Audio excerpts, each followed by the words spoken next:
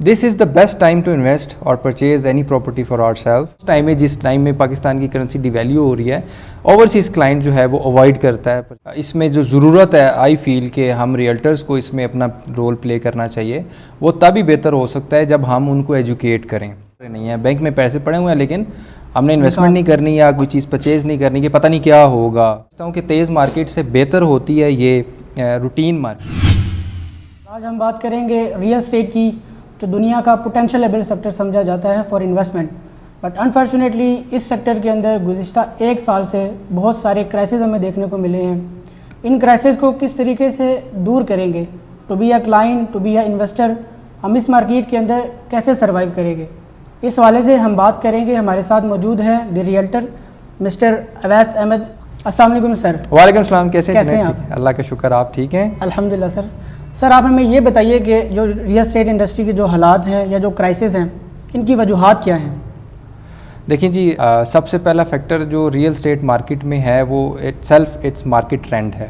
ठीक है, जो रियल एस्टेट का मार्केट ट्रेंड है, अगर आप चंद सालों को स्टडी करें, 20-25 साल पिछले देखें, और मुझे भी 10 साल तो हो गए इस मार्केट को देखते हुए, तो इस मार्केट में जो अप्स एंड डाउन्स आते हैं वो एवरी 5 to 10 ईयर्स के बाद जो है ना वो आप फ्लक्चुएशंस देखते हैं। और इस टाइम में आपको एक टाइम बहुत ज़्यादा स्पीडीली नज़र आएगा कि बहुत तेज़ चलती है, और इसी ड्यूरेशन में आपको राइट आफ्टर उस फास्ट मार्केट के आप देखेंगे कि एक जो है ना स्लो मार्केट, या जिसे आप कहते हैं स्टेबिलिटी की तरफ जाना होता है मार्केट ने। तो मार्केट के जो रेट्स होते हैं वो स्टेबल होने होते हैं, क्योंकि वो बहुत ज़रूरी भी होते हैं, ताकि वो ज़ाहिर बात है जब मार्केट बहुत तेज़ चलती है तो रेट्स बहुत ज़्यादा तेज़ी से ऊपर चले जाते हैं, बाइंग पावर से भी लोगों के ऊपर चले जाते हैं। तो जो एंड यूज़र्स होते हैं वो ख़रीद नहीं पाते हैं, और एक टाइम पे इन्वेस्टर्स ने उसमें से निकलना ही, ठीक है। तो अगर एंड यूज़र्स ही वो परचेज़ नहीं कर सक रहे तो मार्केट डेफिनेटली रुकेगी, और वो रुकना अच्छा भी होता है, ताकि एक तो उसमें प्लस पॉइंट ये है एंड यूज़र्स के लिए कि जिन्होंने अपने लिए घर बनाना है और प्लॉट लेना है या जो भी प्रॉपर्टी लेनी है, उनकी बाइंग पावर में आ जाए, मार्केट में जो रेट की करेक्शन है वो भी हो जाए, ताकि वो मार्केट लॉन्ग टर्म सस्टेन कर सके। अदरवाइज़ वो इसी तरह स्पीडली मार्केट चलती रहे और रेट्स ऊपर जाते रहें तो ऑब्वियसली वो मार्केट अगर स्टेबिलिटी की तरफ नहीं जाएगी तो डेफिनेटली क्रैश हो जाएगी।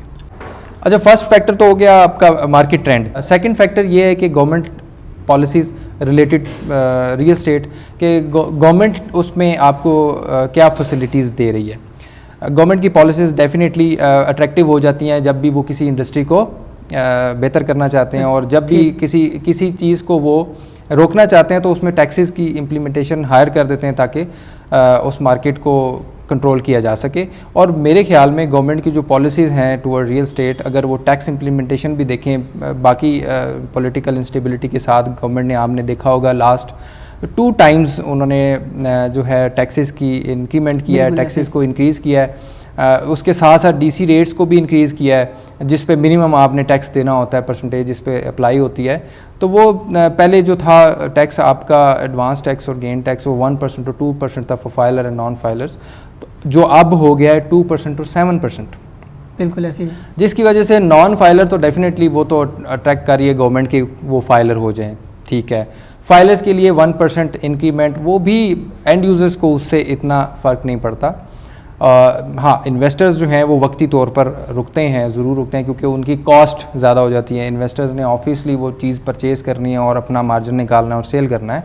अगर उनकी कॉस्ट ऑफ ट्रांजैक्शन जो है वो इंक्रीज़ हो गई है तो डेफिनेटली उनका प्रॉफिट मार्जिन या तो कम हो जाएगा या ख़त्म हो जाएगा, तो इन्वेस्टर्स उसमें से निकल जाते हैं, ठीक है। गवर्नमेंट की इस एक्टिविटी से पॉजिटिव इफेक्ट क्या आता है फॉर एंड यूज़र्स, वो ये आता है कि गवर्नमेंट इसमें ये चाहती है कि एंड यूज़र्स ज़्यादा प्रॉपर्टी परचेज़ करें और घर बनाएं, कंस्ट्रक्शन की तरफ आएँ। इन्वेस्टर्स इन्वॉल्व रहेंगे तो प्रॉपर्टी डेफिनेटली बहुत ज़्यादा महंगी हो जाएगी, आम जो एंड यूज़र्स हैं उनकी पहुंच से दूर जाती जाएगी, जिसकी वजह से क्या होगा, जो हम कहते हैं कि रियल एस्टेट की इतनी सारी अलाइड इंडस्ट्रीज़ हैं वो काम उनका ऑब्वियसली नहीं चलेगा। रियल एस्टेट का फ़ायदा तब ही है जब उसके साथ अलाइड इंडस्ट्रीज़ भी चलें, और वो तभी चल सकती हैं जब कंस्ट्रक्शन का काम ज़्यादा हो। और कंस्ट्रक्शन का काम तभी ज़्यादा होगा जब एंड यूज़र्स जो है वो प्लॉट्स परचेज़ करेंगे, अपने लिए घर बनाएंगे या कंस्ट्रक्शन कमर्शियल कंस्ट्रक्शन होगी। और इसमें ऑब्वियसली पॉलिटिकल इंस्टेबिलिटी भी है, इसकी वजह से मार्केट जैसी भी हो, ना सिर्फ रियल एस्टेट मार्केट बल्कि बाकी मार्केट्स पे भी बड़ा नेगेटिव इफेक्ट पड़ा है। हर बंदा ये सोच रहा है कि उनको इन्वेस्टमेंट या अपने लिए कोई प्लॉट या घर परचेज़ भी करना चाहिए अभी या नहीं करना चाहिए। थर्ड पॉइंट मैं ये ज़रूर डिस्कस करना चाहूँगा कि जो पाकिस्तान की करेंसी है वो डिवैल्यू हो रही है और डॉलर के साथ ऑब्वियसली कंपैरिजन चलता है सारी दुनिया में। तो डॉलर का रेट आप देखेंगे कि पिछले एक साल में काफ़ी तेज़ी से अभी भी रिसेंटली बड़ा जंप आया उसमें। तो जो फॉरेन इन्वेस्टमेंट्स जो आती हैं ओवरसीज़ क्लाइंट्स की तरफ से वो बहुत ज़्यादा मैटर करती हैं, ठीक है, उनका बहुत ज़्यादा रोल है पाकिस्तान रियल एस्टेट में। जिस टाइम में पाकिस्तान की करेंसी डिवैल्यू हो रही है, ओवरसीज़ क्लाइंट जो है वो अवॉइड करता है परचेजिंग में। ज़ाहिर बात है अगर ओवरसीज़ करेंसी के रेट्स बढ़ रहे हैं तो वो यही सोचते हैं कि अभी रेट्स बढ़ रहे हैं तो हमें वेट करना चाहिए। अगर वो अभी इन्वेस्ट कर देते हैं और करेंसी जो है वो और डिवैल्यू हो रही है पाकिस्तान की, तो उल्टा उनको फ़ायदा होने के बजाय नुकसान होगा। प्लॉट पर प्रॉफिट हो रहा है या नहीं हो रहा, लेकिन करेंसी डिवैल्यू होने की वजह से उनका जो है वो लॉस होता है। सर प्लीज़ कॉफ़ी लीजिए सर, आपके लिए कॉफ़ी मंगवाइए। थैंक यू जुनेद, मैं यही देख रहा था कि आपने जो है वो इस डिस्कशन को बड़ा अच्छा बना दिया है कॉफ़ी मंगवा के। क्यों नहीं सर, आप thank you so much for this thank you so much. अच्छा सर, आप हमें ये बताइए, जो भी आपने ये सॉलिड रीज़न बताई हैं, इसके बिना पर तो मार्केट में जो डीलर हज़रात हैं वो भी इस मार्केट को स्लो कंसीडर करते हैं, ठीक है, और आप भी ये कह चुके हैं कि बहुत सारे इसके रीज़न्स हैं कि मार्केट स्लो है, मार्केट में कोई बाइंग नहीं कर रहा है। तो ये मार्केट सर बेहतर कैसे होगी और कब तक हो जाएगी? मार्केट एक अपनी रूटीन में चलती रहे तो कभी ये स्लो भी ना हो, ठीक है, क्योंकि हमने मार्केट बहुत तेज़ बना दी थी, आर्टिफिशियल थी वो। डेफिनेटली इन्वेस्टर्स की इन्वॉल्वमेंट की वजह से मार्केट आर्टिफिशियली बहुत तेज़ी से चलती है और उसने रुकना होता है एट एनी टाइम, ठीक है। और ये मार्केट मैक्सिमम 1-1.5 साल ही चलती है और ये आती भी 5 से 10 साल के बाद ही आती है। मार्केट में ज़्यादा जो अब मैं समझता हूँ वीकनेस आ गई है वो गवर्नमेंट की जो पॉलिटिकल इंस्टेबिलिटी है। बैंक में पैसे पड़े हुए हैं लेकिन हमने इन्वेस्टमेंट नहीं करनी या कोई चीज़ परचेज़ नहीं करनी कि पता नहीं क्या होगा इन फ्यूचर, ठीक है। जैसे ही गवर्नमेंट स्टेबिलिटी की तरफ जाती है, आप देखिएगा बिल्कुल स्टेबल नहीं भी हो जाए, कुछ स्टेप्स ऐसे हो जाएं जिससे हमें नज़र आना शुरू हो जाए, आपकी मार्केट बहुत अच्छी हो जाएगी। और मैं समझता हूँ कि तेज़ मार्केट से बेहतर होती है ये रूटीन मार्केट। मैं इसको स्लो नहीं कहूँगा, रूटीन मार्केट ज़्यादा बेहतर होती है क्योंकि उसमें एंड यूज़र्स को बहुत ज़्यादा अच्छे रेट्स पर प्रॉपर्टी मिल जाती है। पसंद किया तेज़ मार्केट में आपने देखा होगा कि हम कोई चीज़ पसंद करते हैं और ऑफ़र देते हैं, पता चलता है बिक चुकी है वो चीज़, ठीक है। तो तेज़ मार्केट में बीइंग ए रियल्टर हमें बहुत ज़्यादा जो है ना वो शर्मिंदगी भी फील होती है अपने क्लाइंट्स के सामने कि हम एक प्लॉट या कोई भी प्रॉपर्टी कोट करते हैं और जब ऑफ़र आती है तो वो चीज़ अवेलेबल नहीं होती है। तो आप ये बता दें कि ये मार्केट बेहतर कैसे होगी और कब तक होगी? अच्छा, इसमें 2 पॉइंट्स हैं। देखिए जैसे मैंने बताया मार्केट ट्रेंड है, ट्रेंड को ठीक होने में इतना टाइम नहीं लगता, मैक्सिमम 2 to 3 मंथ्स लग जाएंगे।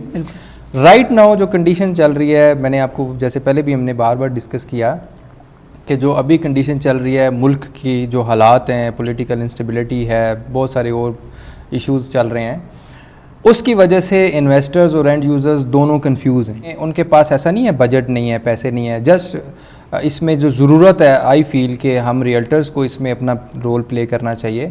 वो तभी बेहतर हो सकता है जब हम उनको एजुकेट करें, ठीक है, अबाउट रियल एस्टेट मार्केट कि जी ये मार्केट बैठी नहीं है, ख़राब नहीं हुई, स्लो नहीं हुई, बल्कि ये ही मार्केट ट्रेंड का एक पार्ट है। बीइंग पॉजिटिव, मैं तो यही उम्मीद करता हूँ अल्लाह हमारे मुल्क को ऑब्वियसली अपनी पनाह में रखे और इसको बेहतरी की तरफ लेके जाए, हालात ठीक ही हो जाएंगे इंशाल्लाह। This is the best time to invest or purchase any property for ourself, ठीक है।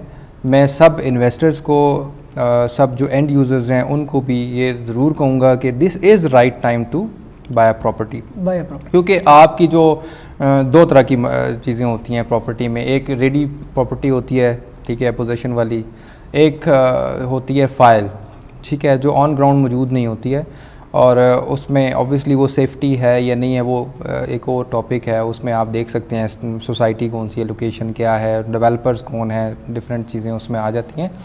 बट अभी जो फाइल्स हैं वो बॉटम पे आई हुई हैं, ठीक है, क्योंकि परचेजेस जब नहीं होते हैं तो रेट्स कम है, डेफिनेटली सप्लाई बहुत ज़्यादा, डिमांड कम है, तो आप बहुत अच्छे रेट पर इन्वेस्ट कर सकते हैं। लेकिन इन्वेस्टमेंट आपने प्लान करना है at least minimum 6 months to 1 year, 1 year plan लाजमी करें आप ठीक है, बिकॉज आपके जो हालात बने हुए हैं उनको ठीक होने में टाइम भी इतना ही लगेगा। इसके बाद सर आप हमें ये बताइए कि जिन क्लाइंट्स ने इन्वेस्टमेंट की हुई है किसी भी सेक्टर्स के अंदर, वो DHA है या बैरिया है या ऑल ओवर इन पाकिस्तान, तो वो इतना प्रॉफिट जो है वो एक्सपेक्ट नहीं कर रहे हैं, तो उनको क्या स्टेप्स लेने चाहिए?